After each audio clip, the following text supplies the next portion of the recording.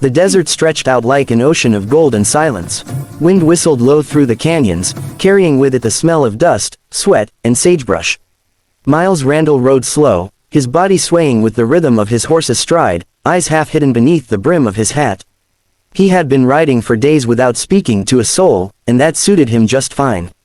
Words had always brought him more trouble than peace. Out here, the only thing that spoke was the wind, and it told stories older than man himself. The sun was setting now, red and heavy, melting into the far-off ridges. Miles stopped near a dried-up creek bed, swung down from the saddle, and stretched his aching back. His leg, that cursed leg, ached again, right where the old bite had scarred him. He knelt by the creek, ran his fingers through the sand, and tried to rub away the pain. But it wasn't just pain. It was something alive, something waiting. He'd felt it stirring in him more often lately, like it had grown restless, hungry. He still remembered that night 3 years ago when it all began. He'd been driving cattle through a storm near the Rio Grande when a rattler came out of nowhere and sank its fangs deep into his thigh. He'd shot the damn thing dead, but the poison had already spread. He fell off his horse and lay in the mud, half dead and half mad. When he woke, it was in the tent of an old Apache medicine man. The man had saved his life, yes, but at a cost. He could still hear the old man's voice, soft but fierce, echoing in his memory. You killed the guardian spirit of the desert, white man. Now its anger lives in you. You'll never walk free of it. The snake will strike again, whenever your heart burns with too much feeling, rage, hate, love. Miles had laughed it off back then, thinking it was superstition. But he stopped laughing when the strange things began, the way his leg twitched like it had a mind of its own, the way he'd wake at night to the sound of rattling even when no snake was near. And once, he'd seen it. The rattlesnake, not on the ground, but coiled around him like a shadow.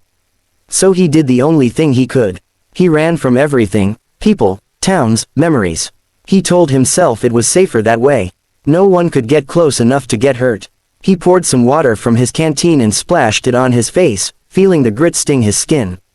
The world was fading into night when he saw the flicker, a faint glow through the rocks, like a campfire. His stomach turned tight. Campfires meant people, and people meant trouble. But he couldn't ignore it. Out here, a fire meant warmth, maybe even a voice to break the silence. He led Dusty toward the glow, his boots crunching softly on the gravel. The fire came into view, small but steady, tucked against a wall of red stone. And beside it, standing as still as a statue, was a woman. She had her bow drawn, the arrow pointed straight at him. The flames danced across her bronze skin and sharp cheekbones. Her long black hair was tied with feathers, and her eyes, dark, unyielding, held the kind of power that could make a man forget to breathe. "Don't move, cowboy," she said, her voice calm but sharp as flint. Miles froze. "Ain't looking for trouble," he said softly, his hands half raised. "Just passing through." "This land isn't for passing through," she replied. "It belongs to my people. You ride through sacred ground." He studied her face, fierce, young, but not foolish. There was pride there, and sorrow too. He'd seen that look before in men who'd lost too much. "Didn't know," he said. "If I did, I'd have ridden wide." Her gaze didn't soften. "You carry a gun," she said. "Maybe you came to hunt." He shook his head. "Ain't no hunt left in me." Then it happened. A sudden pulse of pain shot through his thigh. He grimaced, his knee buckling as the old wound burned like fire. He fell to one knee, clutching at his leg. Her bow tightened. "What trick is this?" He started to speak, but then froze. The air around him trembled with a low rattle. She heard it too, her eyes widened as she looked down. Between his legs, half in the shadow, half in the firelight, coiled a rattlesnake, thick, glistening, its tail twitching dangerously. "Cowboy, why do you have a rattlesnake between your legs?" she shouted, stepping back, her bow shaking. Miles felt his heart lurch. "Don't move," he said hoarsely. "Don't startle it, it's under you." He didn't answer. The snake's eyes gleamed in the firelight, but to him, it wasn't fear he felt. It was recognition. The creature didn't hiss at him. It stared, and then, as if melting into the sand itself, it slithered up his boot, and vanished. The woman's arrow lowered slowly. "Where did it go?" she whispered, disbelief coloring her tone. He let out a shaky breath. "Gone," he said, "just gone." Her eyes darted around the ground, but there was nothing there. No tracks, no sound. only the wind and the crackle of fire. That's no ordinary snake, she said quietly. He laughed bitterly. Ain't nothing ordinary about me either. After a moment, she stepped closer.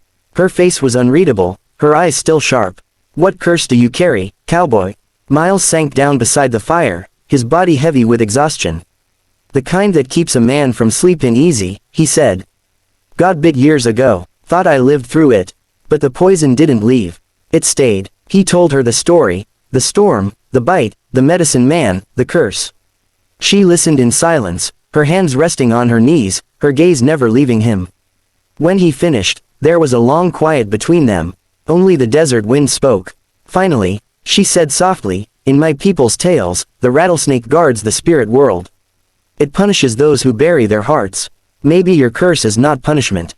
Maybe it is a reminder. Miles looked at her, her face glowing in the firelight.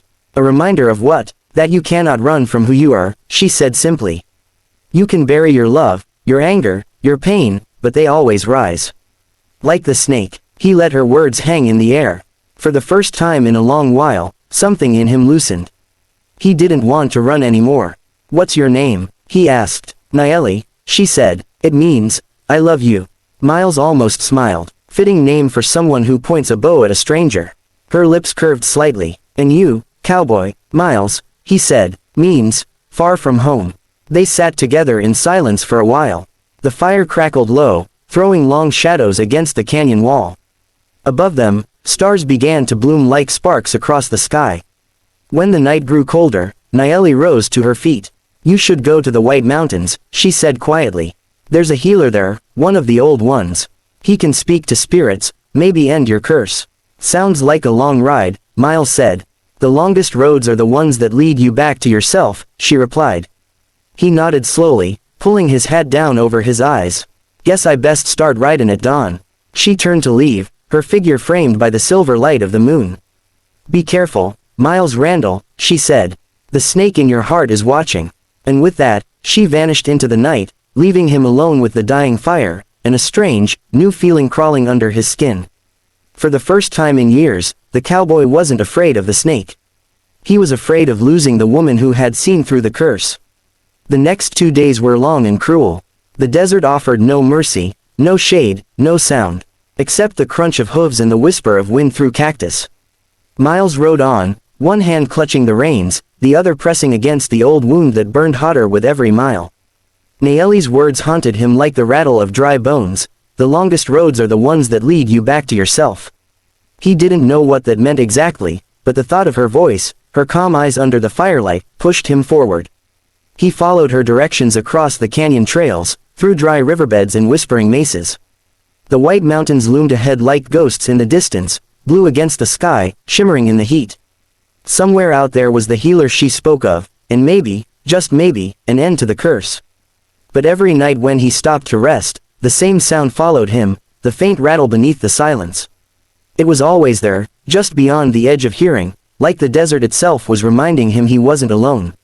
On the third evening, smoke rose on the horizon, black, thick, unnatural. Miles squinted, his heart tightening. That wasn't campfire smoke, that was the smoke of destruction. He urged Dusty forward, the horse whinnying in protest, hooves pounding over the cracked earth. As he crested the last ridge, the world below him opened in chaos. The Apache village was burning. Tents and lodges swallowed in firelight, men and women scattering for cover. Gunshots cracked through the air, cruel and sharp. A gang of outlaws, 5, maybe 6, rode in circles, shooting, laughing, taking whatever they could. Miles felt his pulse hammer in his temples. And there, in the center of it all, fighting with her back to the flames, was Naeli. She moved like lightning, every motion fierce and sure, her knife flashing, her hair flying loose around her shoulders. One outlaw tried to grab her from behind, she spun and slashed his arm open before driving her knee into his chest. But she was outnumbered. Miles didn't think, he acted. He kicked Dusty hard and rode straight into the smoke. Bullets hissed past. One caught his hat, another tore through his coat. He drew his revolver, firing 2 quick shots, both hit home. One outlaw dropped, another's horse reared and threw him into the dust. Naeli turned, her eyes widening in recognition. Miles, she shouted over the gunfire. Get down, he yelled back, swinging off his horse. The fight that followed was chaos, smoke, screaming, the sharp bite of gunpowder thick in the air. Miles ducked behind a burning post, firing at a shadow.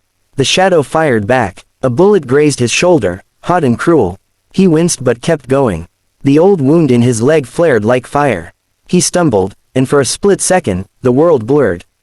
Then it happened again. That familiar hiss, that pulse, that curse. He felt it rising, the venom, the fury. His blood turned to flame. The ground trembled beneath his boots, and when he looked down, the rattlesnake was there, slithering out from his boot, coiling between his legs, rattling louder than gunfire. The outlaws saw it and froze. One screamed, "What in God's name?" Before the snake struck, it moved too fast for the eye, a blur of scales and sound. Men fell. Miles didn't see how, only that the curse had awakened fully, wild and merciless. His vision turned white, then red. He felt his heart pounding so hard it hurt, like the snake was moving inside it, twisting through his veins. When the haze lifted, the world was still. The air smelled of smoke and blood. His gun was empty. The fire crackled low, licking at the edges of what was left of the camp. The outlaws lay scattered in the dust, dead or gone. Miles swayed on his feet, blinking through the smoke. His shoulder throbbed where the bullet had torn through. He sank to his knees. The snake was gone. Only silence remained. Then he heard her voice. "Miles." Nayeli ran toward him, her knife still in hand, her face streaked with soot and tears. She knelt beside him, pressing her hand against his bleeding shoulder. "What happened to you?" she asked, her voice trembling. "What was that?" He shook his head weakly. "The curse, it took over. I couldn't stop it." She touched his leg, the place where the old scar used to be. Her eyes widened. "Miles, it's gone." He looked down. The scar that had burned him for years, that angry red mark, was gone, replaced by a faint shimmer of gold, almost like the sun itself had kissed the skin. Nayeli smiled, tears glinting in her eyes. "The snake has left you." Miles exhaled, feeling lighter than he ever had. "You mean it's over?" She nodded slowly. "It took your rage. It carried your darkness away." He tried to laugh but it came out broken, half a sob. "Guess it got tired of me." She shook her head gently. "No, it waited until your heart was ready." He looked around, at the village slowly coming back to life, at the people helping one another, at the children clutching their mothers. In all his years of drifting, of hiding, he'd never seen anything like this, people who still stood after losing everything. And among them was her, this woman who had seen through his pain, who had believed when he couldn't.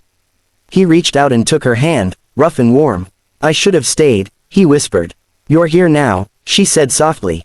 They sat in silence for a while, watching the flames die out. The night grew still again, heavy with the smell of ash and rain. A soft wind blew through the canyon, carrying away the smoke and the last echoes of battle. In the days that followed, Miles stayed. He helped rebuild what had been burned. He worked with the men to raise new shelters, taught the boys to mend saddles, helped the women haul water from the well. His wound healed slower than his heart, but both were mending. Sometimes, when the sun rose over the mountains, he'd see Nayeli watching him, her eyes calm, her lips curved in that quiet smile that made him forget the weight of his past. One evening, as they sat near the fire again, Miles asked, "Why'd you come back for me that night in the canyon?" She smiled faintly. "Because you didn't lie. Men lie when they are afraid. But you only told the truth." He chuckled softly. "Truth nearly got me killed." "Truth saves a man more often than it kills him," she said. The fire popped, sending a shower of sparks into the night sky. Miles leaned back, staring at the stars. "You think that healer's still out there?" "Maybe," she said, "but maybe you don't need him anymore." He nodded slowly, realizing she was right. The curse had been his burden, but it was also his mirror. It had shown him what he was running from, not the snake, not death, but himself. Nayeli leaned closer, her hand brushing his. "The snake didn't curse you, Miles. It chose you. It waited until you learned what it meant to fight for more than yourself." He looked at her then, at the firelight in her eyes, at the strength in her stillness.